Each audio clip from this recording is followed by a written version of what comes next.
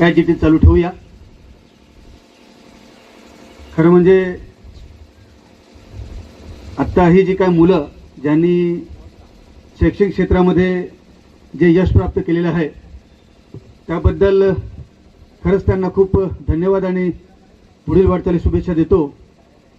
आणि त्यांचे वडील आता इथे उपस्थित होते, त्यांनाही माझं म्हणणं आहे की मुलांना पुढे शैक्षणिक क्षेत्रामध्ये आपण त्यांना ऊर्जा द्यायची आहे, आपण त्यांना हिंमत द्यायची. आणि तुम्हाला हे सुद्धा मी आश्वासन दिलं की काही अडचण आली तर तुम्ही नक्कीच माझ्याजवळ आलात तर काही ना काही मदत आपण करूया. आणि या मुलांना पुढे आता डॉक्टर काय त्यांचं नाव आनंद, डॉक्टर आनंद कुठे आहेत? हां, मला वाटतं आपल्या सायवन गटातून बरेचसे डॉक्टर होत आहेत. हां, काशामध्ये बरेचसे त्यांनी थोडे दवाखाने सुद्धा ओपन केलेले आहेत. एक ते चौधरी आपले मागच्या वेळेस.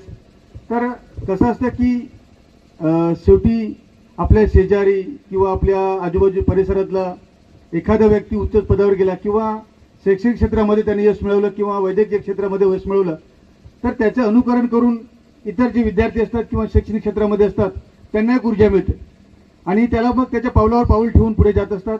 तर मला वाटतं की त्यावेळेस मी मागे आष्टा रायपूर या ठिकाणी सुद्धा गेलो होतो. तिथे सुद्धा एक चांगले म्हणजे त्या भागातली मुलं ही सरकारी सेवेमध्ये आहेत, चांगल्या चांगल्या पदांवर आहेत, बुद्धिजीवी क्लासमध्ये चांगले यश प्राप्त केलेले आहेत. तर नक्कीच या भागाचा लोकप्रतिनिधी म्हणून त्यांच्या बरोबर मी आहे. कुठे अडचण आली तर आपण एकत्रितपणे त्यांना मदत करूया. आणि क्रीडा क्षेत्रामध्ये पण आपण चांगलेच